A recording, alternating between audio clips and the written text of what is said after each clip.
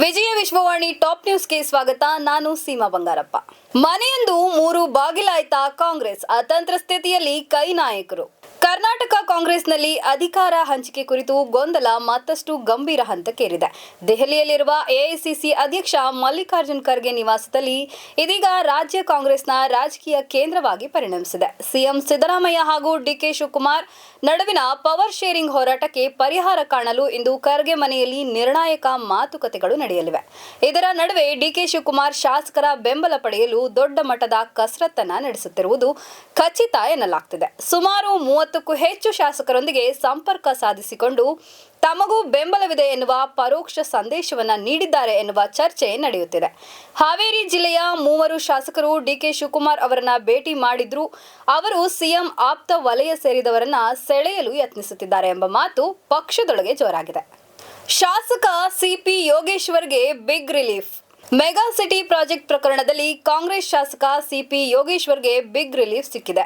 ಯೋಗೇಶ್ವರ್ ಸೇರಿ 6 ಆರೋಪಿಗಳನ್ನ ಪ್ರಕರಣದಿಂದ ಕೋರ್ಟ್ ಖುಲಾಸೆ ಮಾಡಿದೆ. ಜನಪ್ರತಿನಿಧಿಗಳ ವಿಶೇಷ ನ್ಯಾಯಾಲಯವು ಇಂದು ಪ್ರಕರಣದ ವಿಚಾರಣೆಯನ್ನ ನಡೆಸಿತು.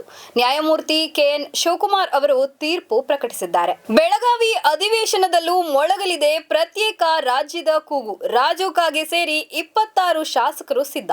ರಾಜ್ಯ ರಾಜಕೀಯದಲ್ಲಿ ಮತ್ತೆ ಪ್ರತ್ಯೇಕ ಉತ್ತರ ಕರ್ನಾಟಕದ ರಾಜ್ಯದ ಕೂಗು ತೀವ್ರಗೊಳ್ಳುವ ಸುಳಿವು ದೊರೆತಿದೆ.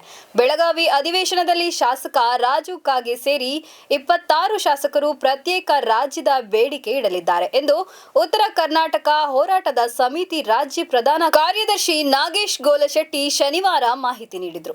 ಬೆಳಗಾವಿಯಲ್ಲಿ ಸುದ್ದಿಗೋಷ್ಠಿಯಲ್ಲಿ ಮಾತನಾಡಿದ ಅವರು, ಕಾಂಗ್ರೆಸ್ ಶಾಸಕ ರಾಜು ಕಾಗೆ ಅವರು ರಾಷ್ಟ್ರಪತಿ, ಪ್ರಧಾನಿ, ಮುಖ್ಯಮಂತ್ರಿ ಹಾಗೂ ರಾಜ್ಯಪಾಲರಿಗೆ ಪತ್ರ ಬರೆದು ದೀರ್ಘಕಾಲದಿಂದ ಉತ್ತರ ಕರ್ನಾಟಕಕ್ಕೆ ಆಗುತ್ತಿರುವ ಅನ್ಯಾಯ ಹಾಗೂ ಅಭಿವೃದ್ಧಿ ನಿರ್ಲಕ್ಷ್ಯದ ಬಗ್ಗೆ ಗಂಭೀರವಾಗಿ ಧ್ವನಿ ಎತ್ತಿದ್ದಾರೆ.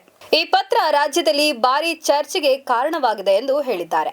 ಕಸ ಗುಡಿಸುವ ಯಂತ್ರ ಬಾಡಿಗೆಯಲ್ಲಿ ಅಕ್ರಮ.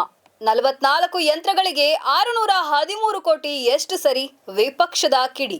ಕಸ ಗುಡಿಸುವ ಯಂತ್ರದಲ್ಲಿ ಭಾರಿ ಅಕ್ರಮದ ಬಗ್ಗೆ ಚರ್ಚೆ ಜೋರಾಗಿದೆ. 44 ಯಂತ್ರಗಳನ್ನ 613 ಕೋಟಿ ರೂಪಾಯಿಗೆ ಬಾಡಿಗೆ ಪಡೆಯುವ ಸರ್ಕಾರದ ನಿರ್ಣಯಕ್ಕೆ ವ್ಯಾಪಕ ವಿರೋಧ ವ್ಯಕ್ತವಾಗಿದೆ. 44 ಕಸ ಗುಡಿಸುವ ಯಂತ್ರಗಳನ್ನ ಬಾಡಿಗೆ ಪಡೆಯೋಕೆ 613 ಕೋಟಿ ಪಡೆಯುತ್ತಿರೋ ಎಷ್ಟು ಸರಿ ಅನ್ನೋದು ವಿರೋಧ ಪಕ್ಷದ ನಾಯಕ ಆರ್ ಅಶೋಕ್ ರಾಜ್ಯ ಸರ್ಕಾರವನ್ನ ಪ್ರಶ್ನೆ ಮಾಡಿದ್ದಾರೆ. ಕೇಂದ್ರ ಸರ್ಕಾರದ ಸ್ವಚ್ಛ ಭಾರತದ ಅಡಿ 82 ಲಕ್ಷಕ್ಕೆ ಖರೀದಿ ಮಾಡಿ ರಾಜ್ಯ ಸರ್ಕಾರ ಕೊಡುತ್ತಿದೆ. ಇವರು ಬಾಡಿಗೆಗೆ ಪಡೆಯೋಕೆ ಹೋಗ್ತಾ ಇರೋದು ಎಷ್ಟು ಸರಿ? 45 ಗಾಡಿಗೆ 308 ಕೋಟಿ ಸ್ವಂತಕ್ಕೆ ಖರೀದಿ ಮಾಡಬಹುದು.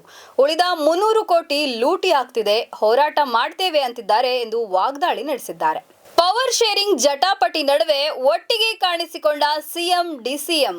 ವಿಶ್ವ ಮೀನುಗಾರಿಕೆ ದಿನಾಚರಣೆಯ ಹಿನ್ನೆಲೆ ಹೆಬ್ಬಾಳದ ಪಶುವೈದ್ಯಕೀಯ ಮಹಾವಿಶ್ವವಿದ್ಯಾಲಯದ ಆವರಣದಲ್ಲಿ ನಡೆಯುತ್ತಿರುವ ಮತ್ಸ್ಯ ಮೇಳ ಕಾರ್ಯಕ್ರಮಕ್ಕೆ ಸಿಎಂ ಹಾಗೂ ಡಿಸಿಎಂ ಒಟ್ಟಿಗೆ ಆಗಮಿಸಿದ್ದಾರೆ. ಅದಲ್ಲದೆ ಮತ್ಸ್ಯ ಮೇಳದಲ್ಲಿ ಸ್ಟಾಲ್ಗಳನ್ನ ಜೊತೆಯಾಗಿ ವೀಕ್ಷಿಸಿದ್ದಾರೆ.